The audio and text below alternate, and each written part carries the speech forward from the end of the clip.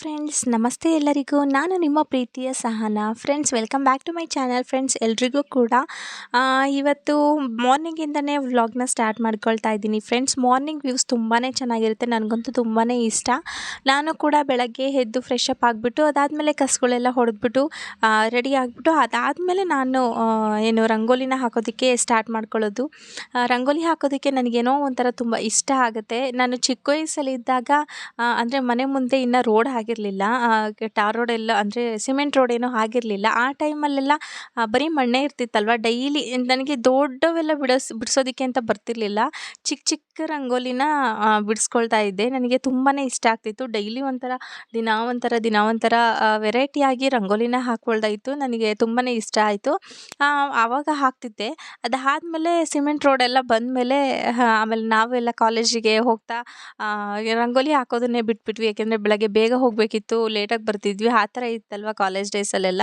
ಹಾಗಾಗಿ ಆ ಟೈಮಲ್ಲೂ ಕೂಡ ನಾವು ಮಿಸ್ ಮಾಡ್ಕೊಂಡ್ವಿ. ಮತ್ತು ಅದಾದಮೇಲೆ ಸಿಮೆಂಟ್ ರೋಡೆಲ್ಲ ಬಂದುಬಿಡ್ತಲ್ವ. ಹಾಗಾಗಿ ಅಮ್ಮ ಎಲ್ಲ ಹಾಕ್ತಿದ್ರು. ಮತ್ತು ಡೈಲಿ ಹಾಕೋದಕ್ಕೆ ಅವ್ರಿಗೂ ಆಗ್ತಿರ್ಲಿಲ್ಲ ಅಂತ ಹೇಳ್ಬಿಟ್ಟು ಒಂದೇ ಒಂದು ರಂಗೋಲಿನ ಪೇಂಟಲ್ಲಿ ಹಾಕಿಸ್ಕೊಂಡ್ಬಿಡ್ತಿದ್ರು. ನಾವು ಅದನ್ನು ಯೂಟ್ಯೂಬಲ್ಲಿ ಯಾವುದನ್ನು ಸರ್ಚ್ ಮಾಡಿ, ನಾವು ಮುಂಚೆ ಎಲ್ಲ ಮೊಬೈಲೇ ಯೂಸ್ ಮಾಡಿಲ್ಲ. ನಾವು ಯಾವಾಗ ಗೊತ್ತಾ ಡಿಗ್ರಿಗೆ ಬಂದಾಗ ನಾವು ಮೊಬೈಲ್ನೇ ಯೂಸ್ ಮಾಡೋದನ್ನು ಕಲ್ತಿದ್ದು. ಅಲ್ಲಿವರೆಗೂ ನಾವು ಯೂಸೇ ಮಾಡಿಲ್ಲ ಮೊಬೈಲ್ನ. ಅದಾದಮೇಲೆ ಸ್ವಲ್ಪನೇ ತಿಳ್ಕೊಂಡ್ವಿ ಮೊಬೈಲ್ ಬಗ್ಗೆ. ಆಮೇಲೆ ಯೂಟ್ಯೂಬಲ್ಲಿ ಸರ್ಚ್ ಮಾಡ್ಕೊಂಡು ದೊಡ್ಡ ರಂಗೋಲಿ ಯಾವ್ದು ಸಿಗ್ತಿತ್ತು ಅದನ್ನು ಹಾಕ್ತಿದ್ವಿ. ಈ ಥರ ಇತ್ತು. ಒಂಥರ ಚೆನ್ನಾಗಿತ್ತು ಬಾಲ್ಯದಲ್ಲಿ ನಮಗೆ.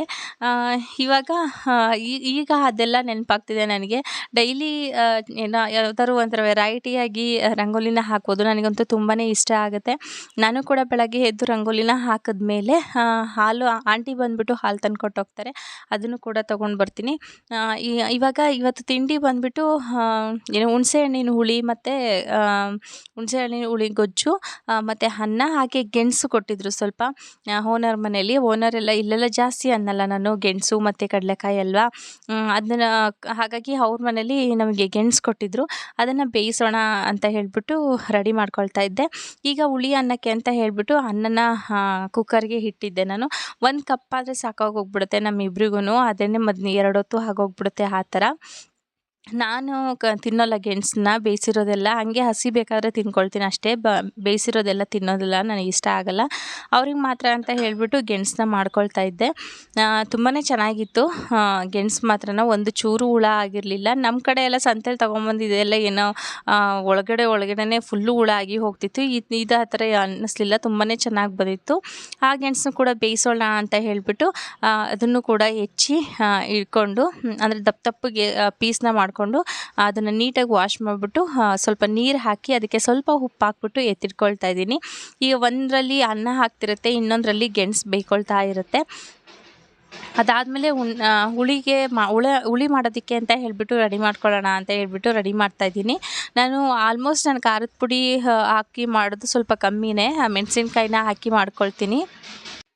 ಹಾಗಾಗಿ ಹುಳಿ ಮಾಡೋದಕ್ಕೂ ರೆಡಿ ಮಾಡ್ಕೊಳ್ತಾ ಇದ್ದೀನಿ. ಮೆಣಸಿನ್ಕಾಯಿ ಮತ್ತು ಕೊತ್ತಂಬರಿ ಸೊಪ್ಪು, ಹಾಗೆ ಈರುಳ್ಳಿ ಇಷ್ಟನ್ನು ಕೂಡ ಹೆಚ್ಚಿ ರೆಡಿ ಮಾಡ್ಕೊಳ್ಳೋದಕ್ಕೆ ಅಂತ ಹೇಳಿ ಎಲ್ಲ ಒಂದು ಕಡೆ ತಗೊಳ್ತಾ ಇರ್ತೀನಿ.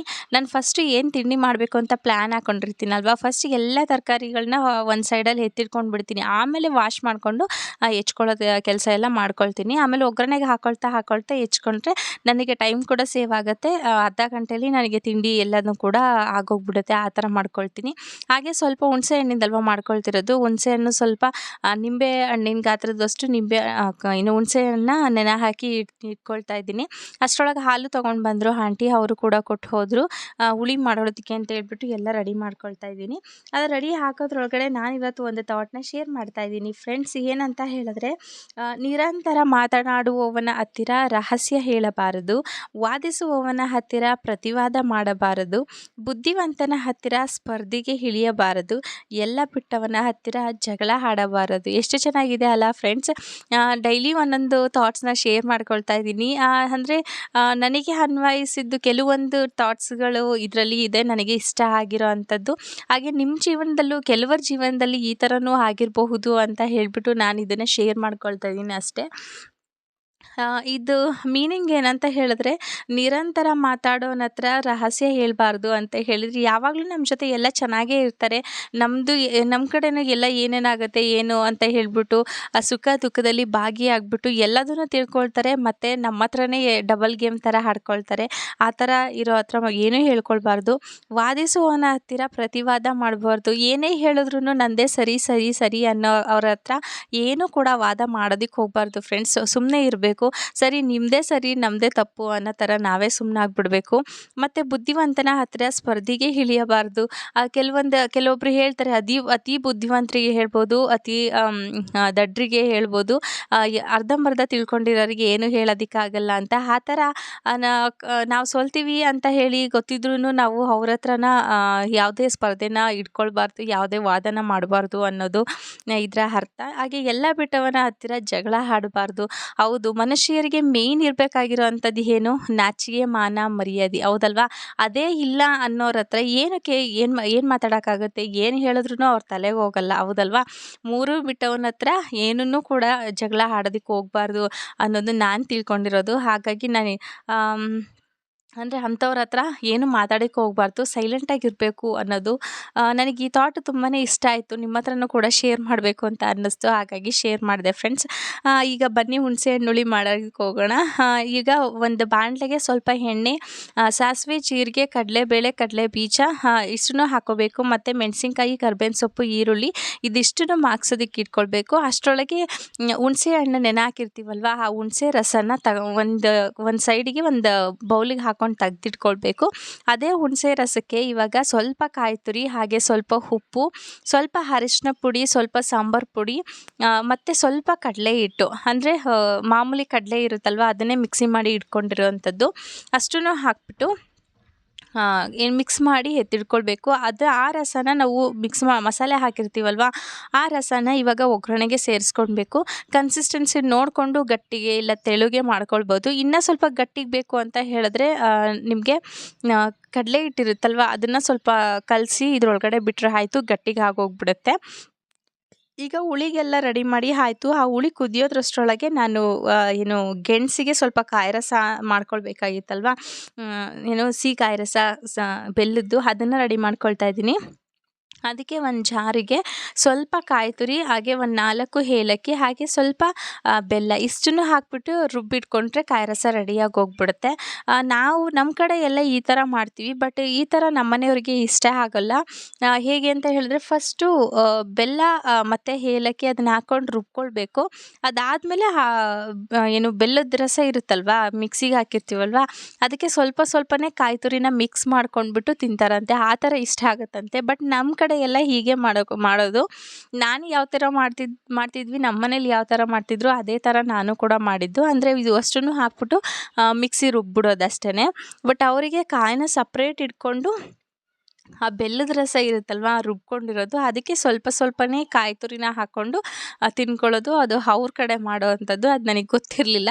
ಹಾಗಾಗಿ ಇದೊಂದು ಸಲ ಅಡ್ಜಸ್ಟ್ ಮಾಡ್ಕೊಳ್ಳಿ ಅಂತ ಹೇಳಿದೆ, ನೆಕ್ಸ್ಟ್ ಟೈಮ್ ಮಾಡಿಕೊಡ್ತೀನಿ ಅಂತ ಹೇಳಿಬಿಟ್ಟು. ಮತ್ತು ಹುಳಿ ಕೂಡ ಕುದಿ ಬಂದುಬಿಟ್ಟು ಉಪ್ಪೆಲ್ಲ ಕರಗಿ ಎಲ್ಲ ಸರಿ ಹೋಗಿತ್ತು. ನಾನು ಕೂಡ ಸ್ವಲ್ಪ ರುಚಿನ ನೋಡಿಬಿಟ್ಟು ಅದಾದಮೇಲೆ ಲಾಸ್ಟಲ್ಲಿ ಕೊತ್ತಂಬರಿ ಸೊಪ್ಪನ್ನ ಆ್ಯಡ್ ಮಾಡಿದ್ರೆ ಮುಗಿದೋಯ್ತು. ಅಷ್ಟರೊಳಗೆ ಗೆಣಸು ಕೂಡ ಬೆಂದೋಗಿತ್ತು. ಅದನ್ನು ಕೂಡ ಬೇರೆ ಒಂದು ಬೌಲಿಗೆ ನೀರನ್ನ ಸಪ್ರೇಟ್ ಮಾಡಿಕೊಂಡು ಒಂದು ಬೌಲಿಗೆ ಎತ್ತಿಟ್ಕೊಳ್ತಾ ಇದ್ದೀನಿ. ಗೆಣಸು ಈ ಥರ ತಿನ್ನೋದಕ್ಕೆ ತುಂಬಾ ಚೆನ್ನಾಗಿರುತ್ತೆ. ಸ್ವಲ್ಪ ಉಪ್ಪನ್ನ ಸೇರಿಸಿ ಸ್ವೀಟ್ ಪೊಟ್ಯಾಟೊ ಚೆನ್ನಾಗಿರುತ್ತೆ. ಬಟ್ ನನಗೆ ಕಾಯಿ ರಸ ಇದರಲ್ಲೆಲ್ಲ ತಿನ್ನೋದಕ್ಕೆಲ್ಲ ನನಗೆ ಇಷ್ಟ ಆಗೋಲ್ಲ. ನಾನು ತಿಂದರೆ ಹಂಗೆ ಗೆಡ್ಡೆನೇ ತಿಂದುಬಿಡ್ತೀನಿ. ಅಂದರೆ ಬೇಯಿಸೋಲ್ಲ, ಏನು ಮಾಡಲ್ಲ, ಬಾಯ್ಲ್ಡ್ ಮಾಡಲ್ಲ, ಹಾಗೆ ರಾನೇ ತಗೊಳ್ಬಿಡ್ತೀನಿ. ಆ ಥರ ಇಷ್ಟ ಆಗುತ್ತೆ. ಸೊ ಎಲ್ಲ ಕೆಲಸ ಮುಗ್ದೋಯ್ತು. ಅನ್ನನೂ ರೆಡಿ ಆಯಿತು, ಗೆಣಸು ಬೆಂದಾಯಿತು, ಮತ್ತು ಕಾಯಿ ರಸನೂ ಮಾಡ್ಕೊಂಡಿದ್ದಾಯಿತು. ಇಷ್ಟು ರೆಡಿ ಆಗೋಯಿತು. ಅದಾದಮೇಲೆ ನಮ್ಮ ಮನೆಯವರು ಕೂಡ ಪೂಜೆ ಎಲ್ಲ ರೆಡಿ ಮಾಡ್ಕೊಳ್ತಾ ಇದ್ದರು. ಅವರು ಕೂಡ ನಮ್ಮ ಚಿನಿಮ ಇನ್ನೂ ಮಲಗಿದ್ಲು ಒಂದು ಸ್ವಲ್ಪ ಹೊತ್ತು. ಆಚೆ ಕಡೆ ಎಲ್ಲ ಚೆನ್ನಾಗಿ, ಅಂದರೆ ಒಂದು 9 ಗಂಟೆಗೆಲ್ಲ ಚೆನ್ನಾಗಿ ಬಿಸಿಲು ಬಂದುಬಿಡುತ್ತೆ ಅಷ್ಟರೊಳಗಡೆ. ಮತ್ತು ಮನೆ ಎದುರುಗಡೆನೇ ಬಿಸಿಲು ಬೀಳೋದ್ರಿಂದ ಅಷ್ಟರೊಳಗೆ ಚಳಿ ಎಲ್ಲ ಹೋಗ್ಬಿಡುತ್ತೆ. ಅಷ್ಟು 9 ಗಂಟೆ ಒಳಗಡೆ ಅಂತೂ ಆಚೆ ಬರೋದಕ್ಕೆ ಆಗಲ್ಲ. ಅಷ್ಟು ಚಳಿ ಅಂದರೆ ಚಳಿ ಇರುತ್ತೆ ಇಲ್ಲಿ. ಅಂದರೆ ಅಪ್ಪಲಿರೋದಲ್ವ ಮನೆ, ಹಾಗಾಗಿ ಸ್ವಲ್ಪ ಆಚೆಗಡೆ ಬರೋದಕ್ಕೆ ಆಗಲ್ಲ. ನಂದು ಎಲ್ಲ ಅಡುಗೆ ಕೆಲಸ ಎಲ್ಲ ಮುಗೀತಲ್ವ, ತಿಂಡಿ ಎಲ್ಲ ಮಾಡಿ ಚಿನ್ನಿಮ್ಮ ಇನ್ನೂ ಮಲಗಿದ್ಲು. ಅಷ್ಟರೊಳಗೆ ದೇವ್ರ ಮನೆದು ರೆಡಿ ಮಾಡೋಣ, ಅವ್ರು ಬಂದು ಪೂಜೆ ಮಾಡ್ಕೊಳ್ತಾರೆ ಅಂತ ಹೇಳಿಬಿಟ್ಟು ಎಲ್ಲನೂ ಕೂಡ ರೆಡಿ ಮಾಡ್ಕೊಳ್ತಾ ಇದ್ದೆ.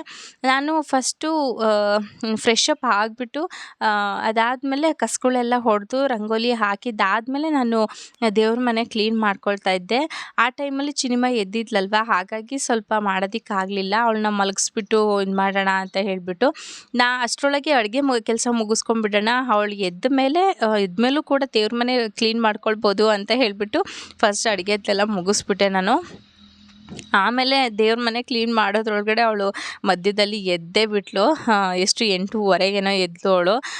ಮತ್ತು ನಮ್ಮ ಮನೆಯವರು ಕೂಡ ಸ್ವಲ್ಪ ಲೇಟಾಗಿ ಬಂದ್ರಲ್ಲ, ಅವರು ಕೂಡ ಪೂಜೆ ಬಂದ ತಕ್ಷಣ ಪೂಜೆ ಮಾಡಿಕೊಂಡು ಹೊರಡೋದಕ್ಕೆ ಸರಿಯಾಗುತ್ತೆ ಅಂತ ಹೇಳಿಬಿಟ್ಟು ನಾನು ಕೂಡ ರೆಡಿ ಮಾಡ್ಕೊಳ್ತಾ ಇದ್ದೆ. ಅವಳನ್ನು ಎತ್ಕೊಂಡು ಮಾತಾಡಿಸ್ಕೊಂಡು ಮಾರ್ನಿಂಗ್ ಎದ್ದ ತಕ್ಷಣ ಒಂದು 5 ನಿಮಿಷ 10 ನಿಮಿಷ ಅವಳನ್ನ ಸಂಭಾಳಿಸೋದೇ ಕಷ್ಟ ಆಗುತ್ತೆ. ಅಂದರೆ ಅಳೋದು, ಕೈ ಬಿಡಲ್ಲ, ಕೆಳಗಡೆ ನಿಂತ್ಕೊಳ್ಳಲ್ಲ, ಕೂತ್ಕೊಳ್ಳಲ್ಲ, ಎತ್ಕೊಂಡೇ ಇರಬೇಕು, ಆ ಥರ ಮಾಡ್ತಾಳೆ. ಸ್ವಲ್ಪ ಅವಳಿಗೆ ಅದು ಇದು ಮಾತಾಡಿಸ್ತಾ ಅವಳನ್ನ ನಗಿಸಿದ್ರೆ ಆಮೇಲೆ ಸ್ವಲ್ಪ ರೆಡಿ ಆಗಿಬಿಡ್ತಾಳೆ. ಸ್ಟಾರ್ಟಿಂಗ್ ಪ್ರಾಬ್ಲಮ್ ಅವಳದು. ಹಂಗಾಗಿ ಸ್ವಲ್ಪ ಒಂದು 5-10 ನಿಮಿಷ ಮಾತಾಡಿಸ್ಕೊಂಡು ಅದಾದಮೇಲೆ ಅವಳಿಗೆ ಅದು ಇದು ಹೇಳ್ಕೊಂಡು ಜೊತೆಗೇ ಅಲ್ಲಿ ನಿಲ್ಲಿಸ್ಕೊಂಡು ಕೆಲಸ ಮಾಡ್ಕೊಳ್ಬೋದು, ಆ ಥರ ಅವಳು. ಹಾಗಾಗಿ ಅಲ್ಲೇ ನಿಲ್ಲಿಸ್ಕೊಂಡ್ಬಿಟ್ಟು ಪಾತ್ರೆನೆಲ್ಲ ತೊಳ್ಕೊಂಡು ಬಂದಿದ್ದೆ ನಾನು ಆಲ್ರೆಡಿನ.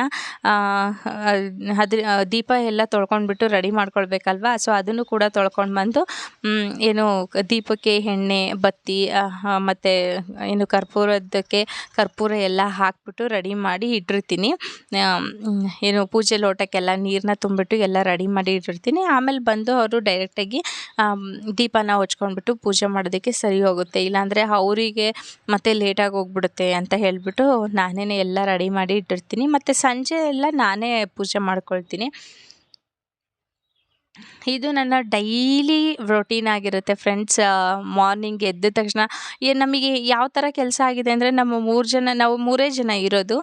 ಮಾರ್ನಿಂಗ್ ಜಾಸ್ತಿ ಕೆಲಸ ಇರುತ್ತೆ, ಇಲ್ಲ ಸಂಜೆ ಜಾಸ್ತಿ ಕೆಲಸ ಇರುತ್ತೆ ಊಟ ಆದಮೇಲೆ, ಆ ಥರ ಆಗೋಗಿದೆ ನಮಗೆ. ಸೊ ನಾವು ಕೂಡ ಎಲ್ಲ ಪೂಜೆ ಎಲ್ಲ ಮುಗಿಸ್ಕೊಂಡಿದ್ದಾದಮೇಲೆ ಏನು ತಿಂಡಿನ ತಿನ್ಕೊಳ್ಳೋದಕ್ಕೆ ಅಂತ ಸ್ಟಾರ್ಟ್ ಮಾಡಿದ್ವಿ. ನಾನು ಏನು ಹೇಳಿದ್ನಲ್ಲ, ಗೆಣಸು ಸ್ವೀಟ್ ಏನು ತಿನ್ನಲ್ಲ ಅಂತ ಹೇಳಿಬಿಟ್ಟು ಅವರು ಗೆಣಸು ಮತ್ತು ಕಾಯಿ ರಸ ತಿನ್ಕೊಂಡ್ರು. ನಾನು ಅದಕ್ಕೆ ಖಾರ ತಂದಿದ್ವಿ, ಅದಿತ್ತಲ್ವ, ಅದಕ್ಕೆ ಸ್ವಲ್ಪ ನಂಚಿಗೆ ಖಾರ ಹಾಕ್ಕೊಂಡ್ಬಿಟ್ಟು ಹುಳಿಯನ್ನು ತಿನ್ಕೊಂಡ್ವಿ. ತುಂಬಾ ಚೆನ್ನಾಗಿತ್ತು. ಅದೇ ಕಾಯಿ ರಸ ಮಾತ್ರ ನಮ್ಮ ಕಡೆ ಥರ ಮಾಡಿಕೊಡು ಅಂತ ಹೇಳಿ ಅಂದರು. ಸರಿ, ನೆಕ್ಸ್ಟ್ ಟೈಮ್ ಮಾಡ್ಕೊಳ್ತೀನಿ ಅಂತ ಹೇಳಿಬಿಟ್ಟು ಹೇಳಿದೆ. ಸೊ ನಾವು ಕೂಡ ಎಲ್ಲ ಕೆಲಸ ಮುಗಿಸ್ಬಿಟ್ಟು ತಿಂಡಿನ ತಿಂದ್ಕೊಂಡ್ವಿ. ತಿಂಡಿ ತಿಂದಾದಮೇಲೆ ಅಷ್ಟು ಏನು ಕೆಲಸ ಇರೋಲ್ಲ. ತಿಂಡಿ ರೆಡಿ ಮಾಡೋದೇ ಮಾರ್ನಿಂಗ್ ಕೆಲಸ ಆಗಿರುತ್ತೆ. ಅದಾದಮೇಲೆ ಬೇರೆ ಏನೂ ಇಲ್ಲ, ಚಿನಿಮ ನೋಡ್ಕೊಳ್ಳೋ ಕೆಲಸ ಆಗಿರುತ್ತೆ. ಫ್ರೆಂಡ್ಸ್, ಇವಾಗ ತಿಂಡಿ ಎಲ್ಲ ಆಯಿತು ತಿಂದು. ಚಿನಿಮಾಗೆ ಇವಾಗ ಹುಳಿಯನ್ನು ಮಾಡಿದ್ದೆ ಅಲ್ವಾ, ಹುಳಿ ಸ್ವಲ್ಪ ಬೇಡ ಅವಳಿಗೆ ಅಂತ ಹೇಳಿಬಿಟ್ಟು ತಿನ್ನೋದು ಇಲ್ಲ. ರೈಸ್ ಐಟಮ್ ಅಲ್ವಾ, ಬೆಳಗ್ಗೆನೆ ಬೇಡ ಅವಳಿಗೆ ಅಂತ ಹೇಳಿಬಿಟ್ಟು ಅವಳಿಗೆ ಸ್ವಲ್ಪ ಏನು ಫುಡ್ ಇದೆಯಲ್ಲ, ಫುಡ್ಡನ್ನ ಇದು ನಾನು ಒನ್ನಾಡ್ಕೊಂಡ್ಬಿಟ್ಟು ಬಾಕ್ಸಿಗೆ ಹಾಕ್ಕೊಂಡಿರ್ತೀನಿ. ಅದನ್ನೇ ಅವಳಿಗೆ ಫುಡ್ ಮಾಡಿಕೊಡ್ತೀನಿ. ಇವಾಗ ಅವರು ಕೂಡ ಡ್ಯೂಟಿಗೆ ಹೋದ್ರು ತಿಂಡಿ ಮಾಡಿಕೊಂಡು. ಈಗ ನಂದು ಇವಳಿಗೆ ತಿಂಡಿ ತಿನ್ನಿಸ್ಬಿಟ್ಟು ಸ್ನಾನ ಎಲ್ಲ ಮಾಡೋದು, ಬಟ್ಟೆ ತೊಳೆಯೋದು, ಮತ್ತು ಇವಳಿಗೆ ಸ್ನಾನ ಮಾಡಿಸೋದು ಎಲ್ಲ ಇದೆ. ಆಮೇಲೆ ಮಾಡ್ಕೊಳ್ಳೋಣ. ಫಸ್ಟ್ ಇವಳಿಗೆ ತಿಂಡಿ ತಿನ್ನಿಸೋಣ ಅಂತ ಹೇಳ್ಬಿಟ್ಟು ಫಸ್ಟ್ ರೆಡಿ ಮಾಡ್ಕೊಳ್ತಾ ಇದ್ದೀನಿ. ಫಸ್ಟ್ ಇವಾಗ ಒಂದು ಪ್ಯಾನಿಗೆ ಸ್ವಲ್ಪ ಎಣ್ಣೆನ ಹಾಕ್ಕೊಳ್ಬೇಕು. ಅವಳಿಗೆ ಫುಡ್ ಮಾಡೋದಾದರೆ ಇದು ಯಾವ್ದು ಫುಡ್ ಅಂತ ಹೇಳಿದ್ರೆ, ಅಂಗನವಾಡಿಲಿ ಕೊಡ್ತಾರಲ್ಲ, ಅದು ಪುಷ್ಟಿ ಪೌಡರು, ಆ ಪೌಡರ್ನ ನಾನು ಜರಡಿ ಇಟ್ಬಿಟ್ಟು ಒಂದು ಬಾಕ್ಸಿಗೆ ಹಾಕ್ಕೊಂಡು ಇಟ್ಕೊಂಡಿರ್ತೀನಿ. ಅವಳಿಗೆ ಮುದ್ದೆ ಬೇಕು ಅಂತ ಅಂದಾಗೆಲ್ಲ ಈ ಥರ ಮಾಡಿಕೊಟ್ಬಿಡ್ತೀನಿ. ಇನ್ನು ಇಡ್ಲಿ ದೋಸೆ ಎಲ್ಲ ಮಾಡೋವಾಗ ಈ ಥರ ಜರಡಿ ಏನು ಹಿಡಿಯೋದಕ್ಕೆ ಹೋಗಲ್ಲ, ಹಾಗೆ ಹಾಕ್ಬಿಡ್ತೀನಿ ನಾನು ಅವಳಿಗೆ. ಈಗ ಸ್ವಲ್ಪ ಒಂದು ಪ್ಯಾನಿಗೆ ಸ್ವಲ್ಪ ಎಣ್ಣೆನ ಹಾಕ್ಕೊಳ್ಬೇಕು. ಎಣ್ಣೆ ಜಾಸ್ತಿ ಹಾಕ್ಕೊಂಡಷ್ಟು ಅಂಟಲ್ಲ, ಚೆನ್ನಾಗಿರುತ್ತೆ ತಿನ್ನೋದಕ್ಕೂ. ಸ್ವಲ್ಪ ತುಪ್ಪ ಹಾಕ್ಬಿಟ್ಟು ತಿನ್ನಿಸಿದ್ರೆ ಇಷ್ಟಪಡ್ತಾಳೆ. ಇವಳಿಗೆ ಡೈಲಿ ಬೆಳಗ್ಗೆ ಮುದ್ದೆ ಇರಬೇಕಾಗಿತ್ತು, ಎಣ್ಣೆ ಮಾತ್ರ ಚೇಂಜ್ ಆಗಿದೆ ಅಷ್ಟೇ. ಅದಾದಮೇಲೆ ಸ್ವಲ್ಪ ಸಾಸಿವೆ ಕಾಳು, ಒಂದೇ ಒಂದು ಚಿಟಿಕೆ ಅಷ್ಟು ಸಾಸಿವೆ ಕಾಳು ಹಾಕ್ತಿದ್ದೀನಿ.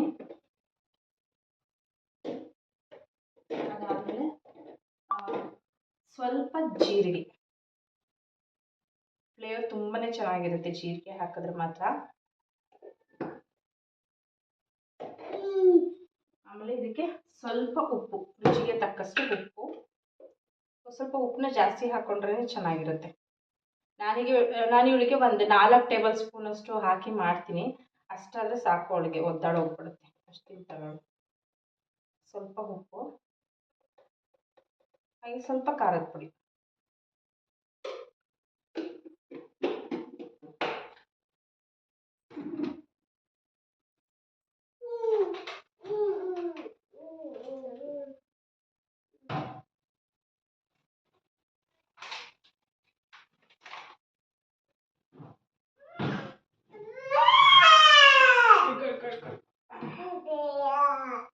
ಇವಳನ್ನ ಎತ್ಕೊಂಡೆ ಎಲ್ಲ ಕೆಲಸ ಮಾಡ್ಕೊಳ್ಬೇಕಾಗುತ್ತಲ್ಲ, ಹಾಗಾಗಿ ಸ್ವಲ್ಪ ಹಿಂಸೆ.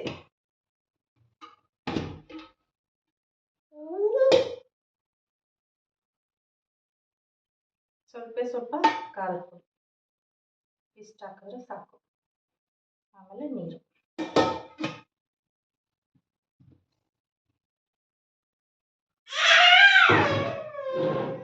ಕಿಚ್ಬಾರ್ದಾಗೆಲ್ಲ.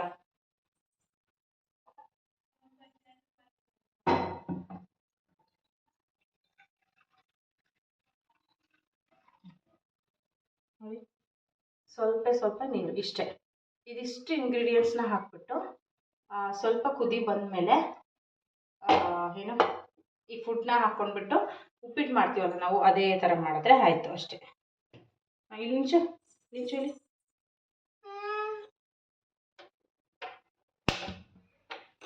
ಏನಾಗಲ್ಲ ನಿಂತ್ಕೊಳಮ್ಮ.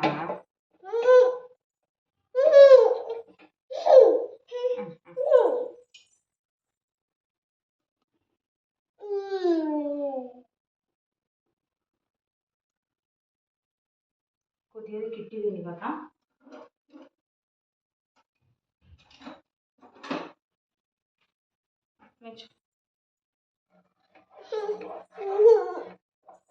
ಇದಮ್ಮ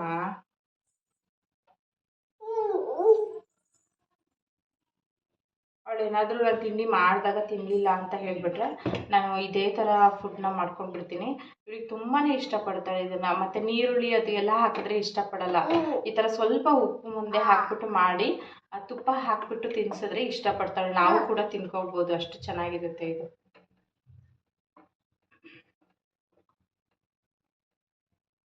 ಈ ಮುದ್ದೆ ಮಾತ್ರ ವೇಸ್ಟೇ ಮಾಡಲ್ಲ ನೀವು. ಸ್ವಲ್ಪ ಕುದಿ ಬರ್ತಿದೆ ಅಲ್ವಾ, ಇವಾಗಲೇ ಪೌಡರ್ ಹಾಕ್ಕೊಂಡ್ಬಿಟ್ಟು ಕಲಿಸ್ಕೊಂಡು.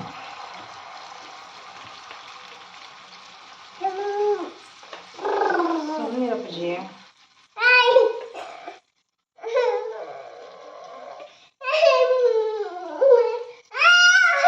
ಇರು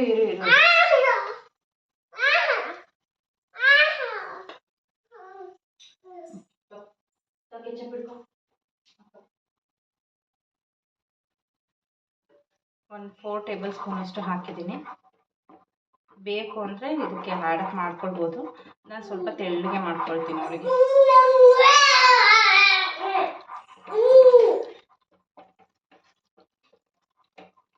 ಚಿನ್ನಮ್ಮ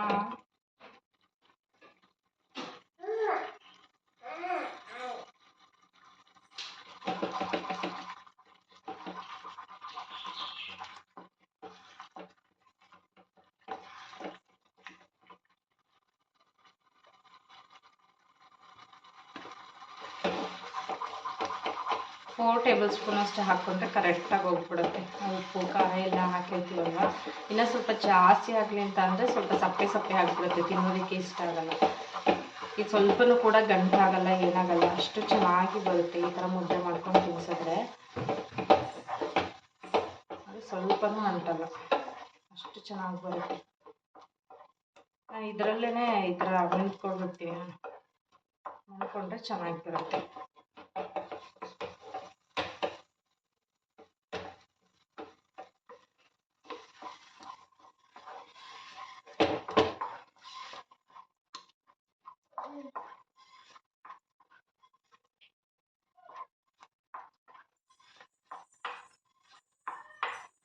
ನೋಡಿ ಇಷ್ಟೇ ಆಗುತ್ತೆ.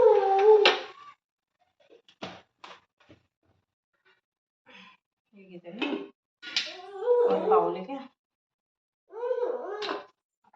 ಸ್ವಲ್ಪನೂ ವೇಸ್ಟ್ ಆಗಲ್ಲ, ಇದು ಆ ಥರ ಬರುತ್ತೆ. ಸ್ವಲ್ಪ ಎಣ್ಣೆ ಜಾಸ್ತಿ ಹಾಕ್ಕೊಳ್ಬೇಕಾಗುತ್ತೆ. ಇರಮ್ಮ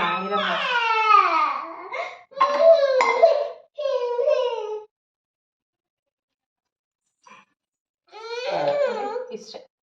ಈಗ ಇದಕ್ಕೆ ಸ್ವಲ್ಪ ತುಪ್ಪ ಹಾಕೊಂಡ್ಬಿಟ್ಟು ತಿನ್ಸೋದು.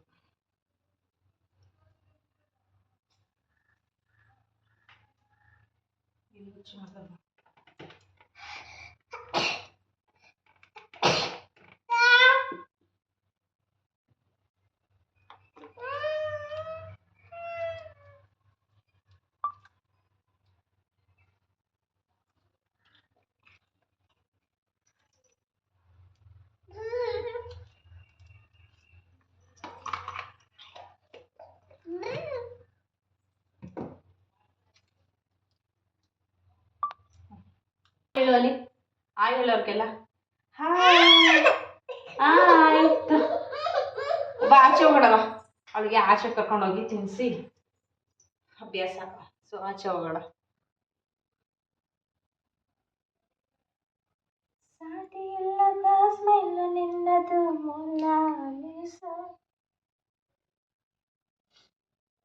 ನೋಡಿ ಫ್ರೆಂಡ್ಸ್, ಇಷ್ಟೇ ತಿನ್ಬಿಡ್ತಾಳೆ. ಒಂದೊಂದ್ಸಲ ಒಂದೊಂಥರ, ಒಂದ್ಸಲ ಇಷ್ಟಪಟ್ಟು ಅವಳೇ ತಿಂತಾಳೆ, ಒಂದೊಂದ್ಸಲ ತಿನ್ನೋದೇ ಇಲ್ಲ. Good girl cinema, good girl.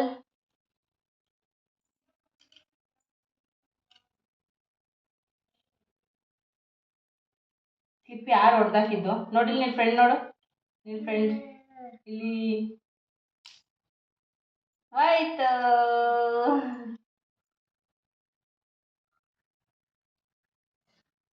ಹೋಯ್ತು ನಿನ್ನ ಫ್ರೆಂಡು. ಅಪ್ಪ ಎಲ್ಲಿ ಚಿನ್ನಮ್ಮ? ಚಿನ್ನಮ್ಮ ಅಪ್ಪ ಎಲ್ಲಿ? ಹೋದ್ರಾ? ಪಿಯೋ ಹೋಯ್ತಾ? ಅಪ್ಪ ಸ್ವಲ್ಪ ರುಚಿ ಗೊತ್ತಾಗೋವರೆಗೂ ಅಷ್ಟೇ, ಆಮೇಲೆ ಅವಳೆ ತಿನ್ಬಿಡ್ತಾಳೆ. ಹಾಯ್ ಹೇಳು, ಹಾಯ್. ಹೀಗೆ ಫ್ರೆಂಡ್ಸ್, ಅವಳಿಗೆ ತಿನ್ನಿಸ್ತಾ 1 ಅವರ್ ಹಾಗೆ ಹೋಗ್ಬಿಡುತ್ತೆ, ಕಳೆದೋಗಿದ್ದೆ ಗೊತ್ತಾಗಲ್ಲ. ನನ್ನ ಮಾರ್ನಿಂಗ್ ಬ್ಯುಸಿ ರೂಟೀನ್ ಇದಾಗಿರುತ್ತೆ. ಮಾರ್ನಿಂಗ್ ಎಷ್ಟು 5:45 ಹಿಡಿದು 10 ಗಂಟೆ 10:30ವರೆಗೂ ಇದಾಗಿರುತ್ತೆ. ಐ ಹೋಪ್ ನಿಮ್ಮೆಲ್ಲರಿಗೂ ಈ ವಿಡಿಯೋ ಇಷ್ಟ ಆಗಿದೆ ಅಂತ ಅಂದ್ಕೊಳ್ತೀನಿ. ಸ್ವಲ್ಪನಾದರೂ ಇಷ್ಟ ಆಗಿದ್ದರೆ ದಯವಿಟ್ಟು ಶೇರ್ ಮಾಡಿ, ಲೈಕ್ ಮಾಡಿ, ಹಾಗೆ ಸಬ್ಸ್ಕ್ರೈಬ್ ಮಾಡ್ಕೊಳ್ಳಿ. ಯಾರೆಲ್ಲ ನನ್ನ ಚಾನಲ್ಗೆ ಸಬ್ಸ್ಕ್ರೈಬ್ ಆಗಿಲ್ಲ ದಯವಿಟ್ಟು ಸಬ್ಸ್ಕ್ರೈಬ್ ಮಾಡಿಕೊಂಡು ನೋಡ್ಕೊಳ್ಳಿ. ಹಾಗೆ ನನ್ನ ಇವತ್ತಿನವರೆಗೂ ನನಗೆ ಸಪೋರ್ಟ್ ಮಾಡ್ತಾ ಇರೋರಿಗೆ ಎಲ್ಲರಿಗೂ ಕೂಡ ತುಂಬ ತುಂಬ ತುಂಬ ಥ್ಯಾಂಕ್ಸ್ ಅಂತ ಹೇಳ್ತಾ ಈ ವಿಡಿಯೋನ ಇಲ್ಲಿಗೆ ಎಂಡ್ ಮಾಡ್ತಾ ಇದ್ದೀನಿ. Thank you, thanks for watching, take care, bye.